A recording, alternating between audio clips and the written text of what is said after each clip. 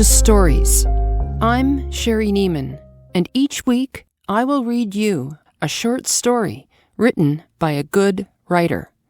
What is one of the first things a child asks for, looks forward to, and might have you repeat it over and over again? A story. Because stories tell us about who we are. They explain why we do what we do, whether it's good or bad, silly or sad. We need stories to entertain us. As Isaac Bashevis Singer said about writing, analysis of character is the highest form of human entertainment, and it does it, unlike gossip, without mentioning specific names. So, it's less malicious. And if you think you've written a good story, and I think you've written a good one, I'll read it on this podcast. If you like this podcast, please write a review. Even if you don't like it, go ahead and write a review. You can listen to this podcast on Amazon Music, Spotify, Apple Podcasts, and iHeartRadio. Thank you for listening. Welcome to Episode 9 of Stories. Death in the Woods was written by Sherwood Anderson, born in Ohio in 1876. His family was prosperous, but fell into a gradual decline until his father left and his mother died of tuberculosis in 1895. He married 4 times, and he died while on a cruise in Colón, Panama in 1941. He had swallowed a toothpick that had done internal damage, causing peritonitis. He was 64 years old. There are other American writers more well-known than Sherwood Anderson, but Anderson's style, or lack of it, and stories that move along with a quiet force are just as memorable, and they leave their mark long after you've read them. In Death in the Woods, a woman's life is spent serving people and ensuring that the animals in her care are fed. She is on her way home to feed the animals when fate steps in. There's no big message, and there's no moral to the story. It's just a story about a woman who fed the animals and died in the woods like an animal. And now, without further ado, Death in the Woods by Sherwood Anderson. She was an old woman and lived on a farm near the town in which I lived. All country and small-town people have seen such old women, and no one knows much about them. Such an old woman comes into town driving an old, worn-out horse, or she comes on foot, carrying a basket. She may own a few hens and have eggs to sell. She brings them in a basket and takes them to a grocer. There she trades them in. She gets some salt pork and some beans. Then she gets a pound or 2 of sugar and some flour. Afterwards, she goes to the butcher's and asks for some dog meat. She may spend 10 or 15 cents, but when she does, she asks for something. Formerly, the butchers gave liver to anyone who wanted to carry it away. In our family, we were always having it. Once, one of my brothers got a whole cow's liver at the slaughterhouse near the fairgrounds in our town. He had it until we were sick of it. It never cost a cent. I have hated the thought of it ever since. The old farm woman got some liver and a soup bone. She never visited with anyone, and as soon as she got what she wanted, she headed for home. It made quite a load for such an old body. No one gave her a lift. People drive right down a road and never notice an old woman like that. There was such an old woman who used to come into town, past our house, one summer and fall when I was a young boy and was sick with what was called inflammatory rheumatism. She went home later carrying a heavy pack on her back. 2 or 3 large, gaunt-looking dogs followed at her heels. The old woman was nothing special. She was one of the nameless ones that hardly anyone knows, but she got into my thoughts. I have just suddenly now, after all these years, remembered her and what happened. Her name was Grimes, and she lived with her husband and son in a small, unpainted house on the back of a small creek 4 miles from town. The husband and son were a tough lot. Although the son was but 21, he had already served a term in jail. It was whispered about that the woman's husband stole horses and ran them off to some other county. Now and then, when a horse turned up missing, the man also disappeared. No one ever caught him. Once, when I was loafing at Tom Whitehead's livery barn, the men came there and sat on the bench in front. 2 or 3 other men were there, but no one spoke to him. He sat for a few minutes and then got up and went away. When he was leaving, he turned around and stared at the men. There was a look of defiance in his eyes. "Well, I have tried to be friendly. You don't want to talk to me? It has been so wherever I have gone in this town. If, some day, one of your fine horses turns up missing, well, then what?" He did not actually say anything. "I'd like to bust one of you on the jaw," was about what his eyes said. I remember how the look in his eyes made me shiver. The old man belonged to a family that had money once. His name was Jake Grimes. It all comes back clearly now. His father, John Grimes, had owned a sawmill when the country was new and had made money. Then he got to drinking and running after women. When he died, there wasn't much left. And Jake blew the rest. Pretty soon, there wasn't any more lumber to cut, and his land was nearly all gone. He got his wife off a German farmer, for whom he went to work one June day in the wheat harvest.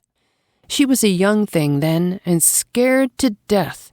You see, the farmer was up to something with the girl. She was, I think, a bound girl, and his wife had her suspicions. She took it out on the girl when the man wasn't around. Then, after the wife had to go off to town for supplies, the farmer got after her. She told young Jake that nothing really ever happened, but he didn't know whether to believe it or not. He got her pretty easy himself the first time he was out with her. He wouldn't have married her if the German farmer hadn't tried to tell him where to get off. He got her to go riding with him in his buggy one night when he was threshing on the place, and then he came for her the next Sunday night. She managed to get out of the house without her employers seeing, but when she was getting into the buggy, he showed up. It was almost dark, and he just popped up suddenly at the horse's head. He grabbed the horse by the bridle, and Jake got out his buggy whip. They had it out all right. The German was a tough one. Maybe he didn't care whether his wife knew or not. Jake hit him over the face and shoulders with the buggy whip, but the horse got to acting up, and he had to get out. Then the 2 men went for it. The girl didn't see it. The horse started to run away and went nearly a mile down the road before the girl got him stopped. Then she managed to tie him to a tree beside the road. I wonder how I know all this. It must have stuck in my mind from small-town tales when I was a boy. Jake found her there after he got through with the German. She was huddled up in the buggy seat, crying, scared to death. She told Jake a lot of stuff. How the German had tried to get her, how he chased her once into the barn, how another time, when they happened to be alone in the house together, he tore her dress open clear down the front. The German, she said, might have got her that time if he hadn't heard his old woman drive in at the gate. She had been off to town for supplies. Well, she would be getting the horse in the barn. The German managed to sneak off to the fields without his wife seeing. He told the girl he would kill her if she told. What could she do? She told a lie about ripping her dress in the barn when she was feeding the stock. I remember now that she was a bound girl and did not know where her father and mother were. Maybe she did not have any father. You know what I mean. Such bound children were often enough cruelly treated. They were children who had no parents. Slaves, really. There were very few orphan homes then. They were legally bound into some home. It was a matter of pure luck how it came out. So she married Jake and had a son and daughter, but the daughter died. Then she settled down to feed stock. That was her job. At the German's place, she had cooked the food for the German and his wife. The wife was a strong woman with big hips and worked most of the time in the fields with her husband. She fed them and fed the cows in the barn, fed the pigs, the horses, and the chickens. Every moment of every day as a young girl was spent feeding something. Then she married Jake Grimes, and he had to be fed.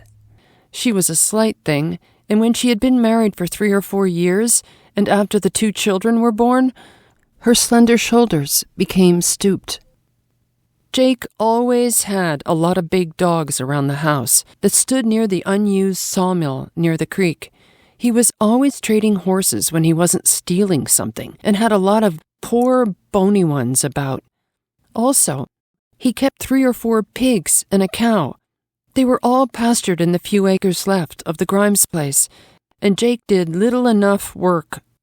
He went into debt for a threshing outfit and ran it for several years, but it did not pay. People did not trust him. They were afraid he would steal the grain at night. He had to go a long way off to get work, and it cost too much to get there. In the winter, he hunted and cut a little firewood to be sold in some nearby town. When the son grew up, he was just like the father. They got drunk together. If there wasn't anything to eat in the house when they came home, the old man gave his old woman a cut over the head. She had a few chickens of her own and had to kill one of them in a hurry. When they were all killed, she wouldn't have any eggs to sell when she went to town. And then what would she do? She had to scheme all her life about getting things fed, getting the pigs fed so they would grow fat and could be butchered in the fall. When they were butchered, her husband took most of the meat off to town and sold it, and if he didn't do it first, the boy did. They fought sometimes, and when they fought, the old woman stood aside, trembling. She had got the habit of silence anyway. That was fixed. Sometimes, when she began to look old, she wasn't 40 yet, and when the husband and son were both off, trading horses or drinking or hunting or stealing, she went around the house and the barnyard, muttering to herself. How was she going to get everything fed? That was her problem. The dogs had to be fed. There wasn't enough hay in the barn for the horses and the cow. If she didn't feed the chickens, how could they lay eggs? Without eggs to sell, how could she get things in town, things she had to have to keep the life of the farm going? Thank heaven she didn't have to feed her husband in a certain way.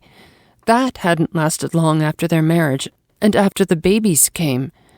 When he went on his long trips, she didn't know. Sometimes he was gone from home for weeks, and after the boy grew up, they went off together. They left everything at home for her to manage, and she had no money. She knew no one. No one ever talked to her in town. When it was winter, she had to gather sticks of wood for her fire, had to try to keep the stock fed with very little grain. The stock in the barn cried to her hungrily. The dogs followed her about. In the winter, the hens laid few enough eggs.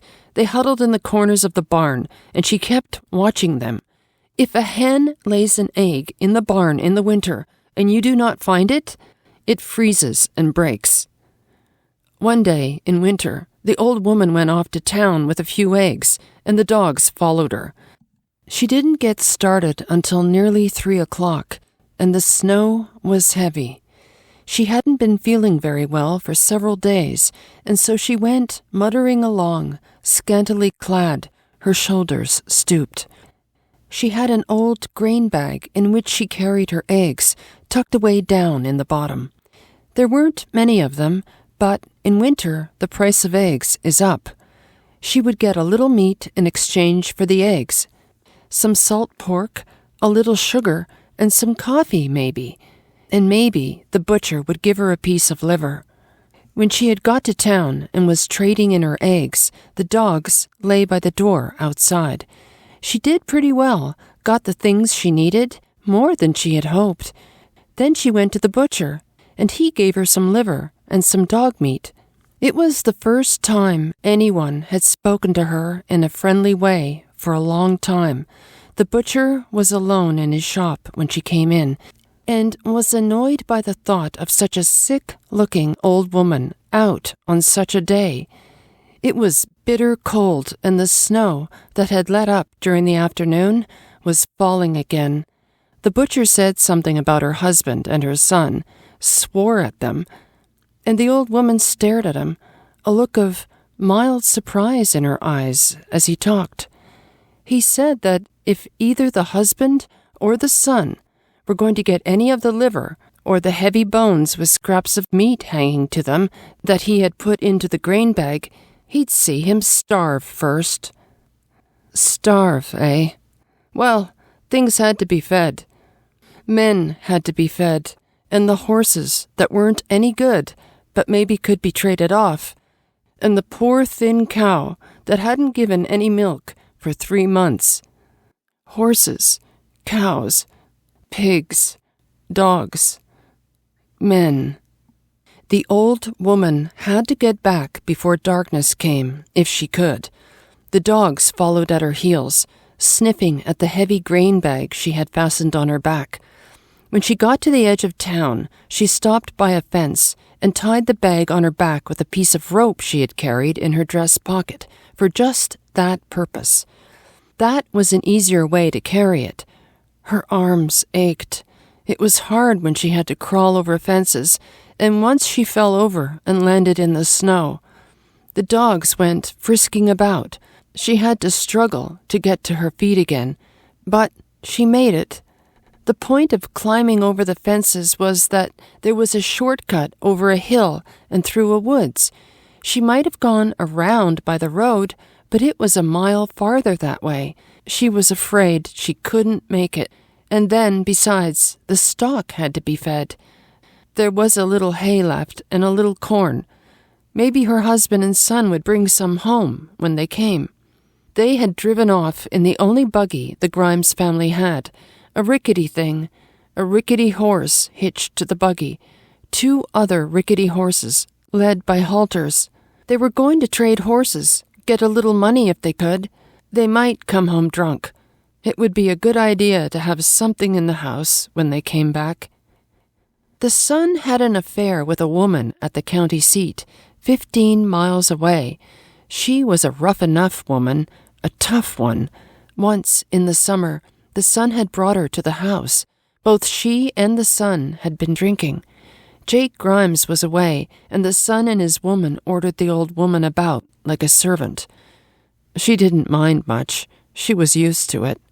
Whatever happened, she never said anything. That was the way of getting along. She had managed that way when she was a young girl at the Germans, and ever since she had married Jake.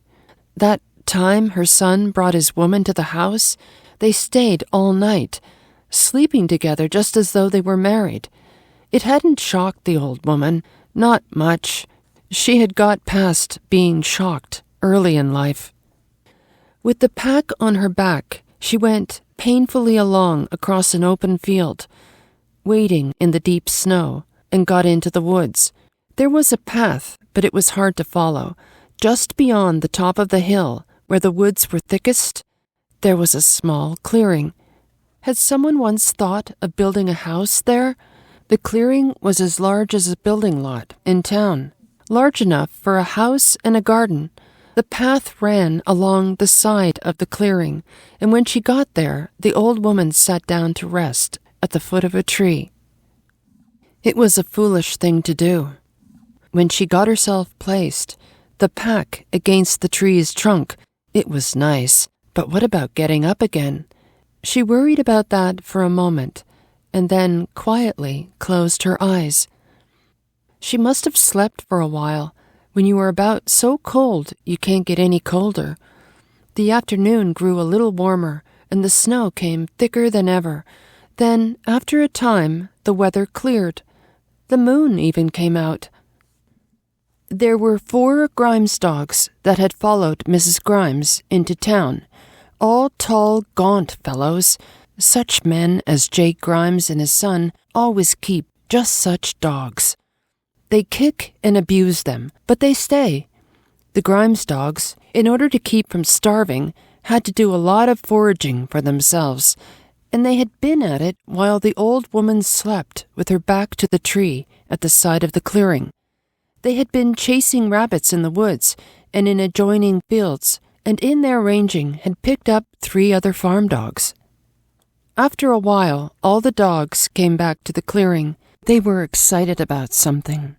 Such nights, cold and clear, and with a moon, do things to dogs. It may be that some old instinct, come down from the time when they were wolves and ranged the woods in packs on winter nights, comes back into them. The dogs in the clearing before the old woman had caught 2 or 3 rabbits, and their immediate hunger had been satisfied. They began to play, running in circles in the clearing.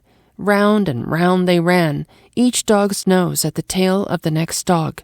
In the clearing, under the snow-laden trees and under the wintry moon, they made a strange picture.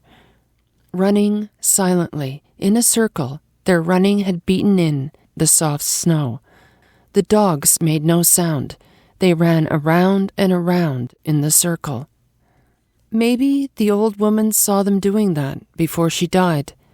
She may have awakened once or twice and looked at the strange sight with dim old eyes. She wouldn't be very cold now, just drowsy. Life hangs on a long time. Maybe the old woman was out of her head. She may have dreamed of her girlhood at the Germans, and before that, when she was a child, and before her mother took off and left her. Her dreams couldn't have been very pleasant. Not many pleasant things had happened to her. Now and then, one of the Grimes dogs left the running circle and came to stand before her. The dog thrust his face close to her face. His red tongue was hanging out. The running of the dogs may have been a kind of death ceremony. It may have been that the primitive instinct of the wolf, having been aroused in the dogs by the night and the running, made them somehow afraid. Now we are no longer wolves. We are dogs, the servants of men. Keep alive, man. When man dies, we become wolves again. When one of the dogs came to where the old woman sat with her back against the tree and thrust his nose close to her face, he seemed satisfied and went back to run with the pack. All the Grimes dogs did it at some time during the evening before she died. I knew all about it afterward when I grew to be a man, because once in a woods in Illinois, on another winter night, I saw a pack of dogs act just like that. The dogs were waiting for me to die, as they had waited for the old woman that night when I was a child. But when it happened to me, I was a young man and had no intention whatever of dying. The old woman died softly and quietly. When she was dead, and when one of the Grimes dogs had come to her and had found her dead, all the dogs stopped running. They gathered around her. Well, she was dead now. She had fed the Grimes dogs when she was alive. What about now? There was the pack on her back, the grain bag containing the piece of salt pork, the liver the butcher had given her, the dog meat, the soup bones. The butcher in town, having been suddenly overcome with a feeling of pity, had loaded her grain bag heavily. It had been a big haul for the old woman. It was a big haul for the dogs now. One of the Grimes dogs sprang suddenly out from among the others and began worrying the pack on the old woman's back. Had the dogs really been wolves that one could have been the leader of the pack? What he did, all the others did. All of them sank their teeth into the grain bag the old woman had fastened with ropes to her back. They dragged the old woman's body out into the open clearing. The worn-out dress was quickly torn from her shoulders. When she was found, a day or two later, the dress had been torn from her body clear to the hips, but the dogs had not touched her body. They had got the meat out of the grain bag. That was all. Her body was frozen stiff when it was found, and the shoulders were so narrow and the body so slight that in death it looked like the body of some charming young girl. Such things happened in towns of the Midwest, on farms near town when I was a boy. A hunter out after rabbits found the old woman's body and didn't touch it. Something, the beaten round path in the little snow-covered clearing, the silence of the place where the dogs had worried the body, trying to pull the grain bag away or tear it open, something startled the man, and he hurried off to town. I was in Main Street with one of my brothers, who was the town newsboy and who was taking the afternoon papers to the stores. It was almost night. The hunter came into a grocery store and told his story. Then he went to a hardware shop and into a drugstore. Men began to gather on the sidewalks. Then they started out along the road to the place in the woods.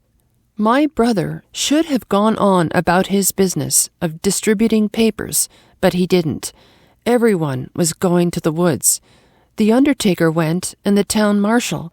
Several men got on a dray and rode out to where the path left the road and went into the woods, but the horses weren't very sharply shod and slid about on the slippery roads.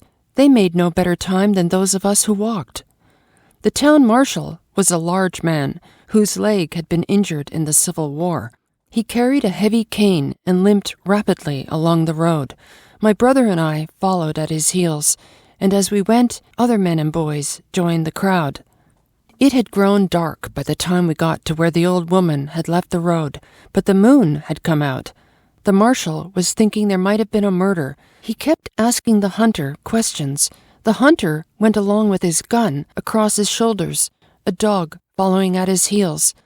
It isn't often a rabbit hunter has a chance to be so conspicuous. He was taking full advantage of it, leading the procession with the town marshal. "I didn't see any wounds. She was a beautiful young girl. Her face was buried in the snow. No, I didn't know her." As a matter of fact, the hunter had not looked closely at the body. He had been frightened. She might have been murdered, and someone might spring out from behind a tree and murder him. In the woods, in the late afternoon, when the trees are all bare and there's white snow on the ground, when all is silent, something creepy steals over the mind and body. If something strange or uncanny has happened in the neighborhood, all you think about is getting away from there as fast as you can.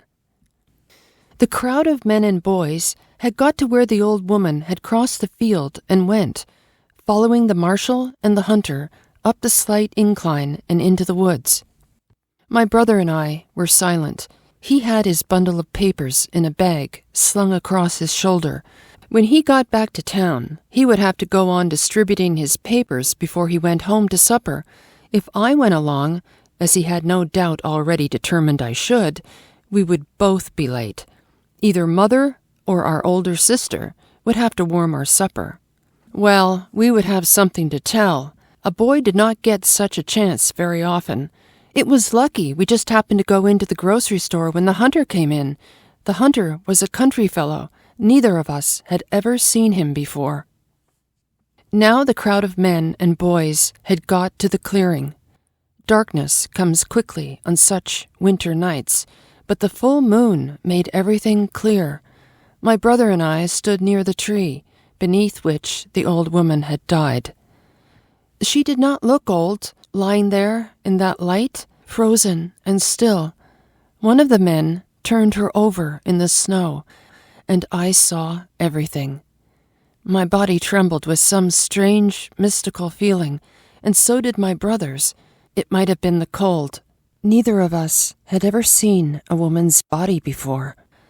It may have been the snow clinging to the frozen flesh that made it look so white and lovely, so like marble.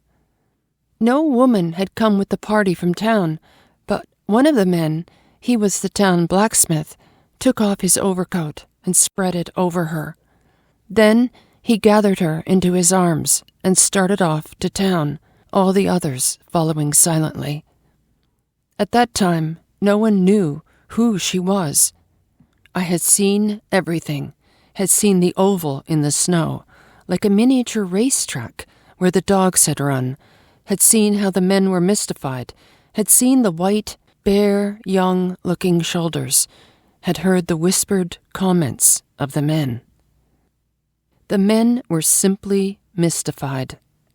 They took the body to the undertakers, and when the blacksmith, the hunter, the marshal, and several others had got inside, they closed the door. If Father had been there, perhaps he could have got in, but we boys couldn't. I went with my brother to distribute the rest of the papers, and when we got home, it was my brother who told the story. I kept silent and went to bed early. It may have been I was not satisfied with the way he told it. Later, in the town, I must have heard other fragments of the old woman's story. She was recognized the next day, and there was an investigation. The husband and son were found somewhere and brought to town, and there was an attempt to connect them with the woman's death, but it didn't work. They had perfect alibis. However, the town was against them. They had to get out. Where they went, I never heard. I remember only the picture, there in the forest, the men standing about, the naked, girlish-looking figure, face down in the snow, the tracks made by the running dogs, and the clear, cold winter sky above. White fragments of clouds were drifting across the sky. They went racing across the little open space among the trees. The scene in the forest had become for me, without my knowing it, the foundation for the real story I am now trying to tell. The fragments, you see, had to be picked up slowly, long afterwards. Things happened. When I was a young man, I worked on the farm of a German. The hired girl was afraid of her employer. The farmer's wife hated her. I saw things at that place. Once, later, I had a half-uncanny, mystical adventure with dogs in an Illinois forest on a clear, moonlit winter night. When I was a schoolboy and on a summer day, I went with a friend out along a creek some miles from town and came to the house where the old woman had lived. No one had lived in the house since her death. The doors were broken from the hinges. The window lights were all broken.